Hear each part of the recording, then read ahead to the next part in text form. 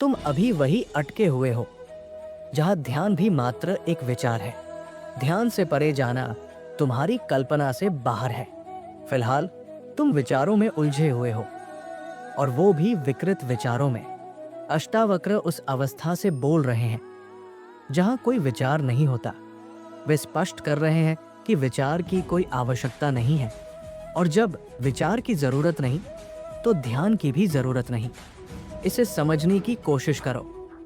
वे कह रहे हैं कि जब विचार होता है तभी ध्यान आवश्यक होता है, क्योंकि विचार स्वयं एक बीमारी है और ध्यान उसकी औषधि। पर यदि एक बार ये पूरी तरह समझ में आ जाए कि विचार की कोई जरूरत नहीं, तो ध्यान भी अनावश्यक हो जाता है।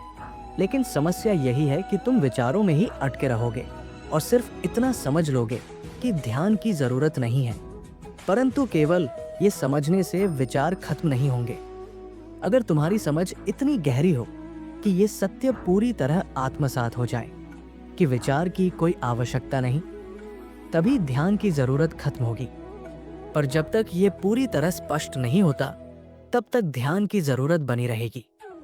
यही कसौटी है, इसे याद रखना। यही उलझन बार बार जन्म ले रही है। तुम ऊंचे सिद्धांतों की बातें तो कर रहे हो, लेकिन भीतर बेचैनी बनी हुई है। ध्यान, अध्यात्म, संन्यास, ये सब तुम्हें व्यर्थ लगते हैं। फिर भी मन में एक अजीब सी अशांति है, और ये बनी ही रहेगी, क्योंकि तुम ऊंचाई की बातें कर रहे हो, लेकिन अभी तक जमीन पर ही हो। तुमने आकाश का सपना देख लिया, लेकिन उड़ने के लिए पंखों की आवश्यकता को नकार दिया। फिर उड़ नहीं पाओगे, बस घिसटते ही रहोगे। इसलिए मैं कहता हूं, विचार की कोई जरूरत नहीं है, लेकिन यह भी बताना जरूरी है कि विचार से मुक्त कैसे हुआ जाए। अगर तुम्हारी समझ इतनी गहरी, इतनी प्रगाढ़, इतनी धारदार हो कि केवल सुनकर ही विचार से मुक्त हो जाओ, तो फिर ध्यान की भी कोई जरूरत नहीं।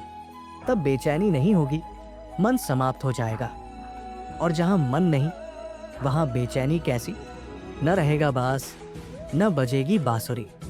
लेकिन अगर केवल सुनने से समाधान नहीं हो रहा और बेचैनी अब भी बनी हुई है, तो तुम्हारे लिए ध्यान आवश्यक है। तुम्हें ध्यान के माध्यम से ही मन की इस अशांति के पार जाना होगा। और जिस दिन तुम मन के पार चले जाओगे, उस दिन ध्यान की बोतल और विचार की बीमारी दोनों को फेंक देना। फिर किसी औषधि की जरूरत नहीं होगी। उस समय अष्टावक्र के शब्दों का असली अर्थ तुम्हारे सामने प्रकट होगा। मैंने तुमसे कहा था कि दो तरह की संभावनाएं होती हैं, श्रावक और साधु। एक वो जो सुनते ही सत्य को उपलब्ध हो जाए, जिसके लिए सुनने और अनुभव करने में एक पल का भी अंतर न हो। ऐसा व्यक्ति सुनते ही मुक्त हो जाता है।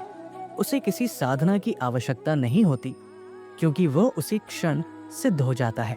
लेकिन यदि सुनकर भी मन अशांत बना रहे, तो फिर साधु बनने की प्रक्रिया से गुजरना होगा। तब धीरे धीरे उस बेचैनी को काटना पड़ेगा, जो एक ही प्रहार से नहीं कटता। उसे छोटे छोटे वारों से काटना होता है, और इस प्रक्रिया को ही साधना कहा जाता है। तुम्हारे भीतर की बेचैनी ये संकेत दे रही है कि तुम्हें धीरे धीरे इस मार्ग पर चलना होगा। तुम्हें ध्यान, संन्यास, गुरु और साधना से गुजरना पड़ेगा। और इसके लिए देर मत करो, क्योंकि समय किसी का इंतजार नहीं करता। आज हो, कल न हो, इसका कोई भरोसा नहीं। जो समय बीत गया वो लौट कर नहीं आएगा, और जो भविष्य में आएगा उसकी कोई गारंटी नहीं। बस यही क्षण तुम्हारे हाथ में है। तुम्हारे पास केवल दो ही रास्ते हैं, या तो इस बेचैनी में घुलते रहो, या फिर ध्यान में डूब जाओ। चाहे संसार में भटक लो या संन्यास में समर्पित हो जाओ, फैसला अभी करना होगा, क्योंकि या तो अभी या फिर कभी नहीं। निष्कर्ष तो अब ये तुम्हारे हाथ में है। या तो इस बेचैनी में उलझे रहो, विचारों के जाल में फंसे रहो, या फिर ध्यान और साधना के मार्ग पर चलकर इससे मुक्त हो जाओ। ये तुम्हारा निर्णय होगा कि तुम स्वयं को इसी उलझन में रखोगे या इस सत्य को पूरी तरह आत्मसात कर आगे बढ़ोगे। याद रखो, समय किसी का इंतजार नहीं करता। जो बीत गया वो लौट कर नहीं आएगा, और जो आने वाला है उसकी कोई गारंटी नहीं। बस यही क्षण तुम्हारे पास है, या तो अभी या फिर कभी नहीं। अगर आपको ये प्रवचन सार्थक लगा तो इसे लाइक करें, अपने विचार हमें कमेंट में बताएं और इस ज्ञान को दूसरों तक पहुंचाने के लिए इसे शेयर करें।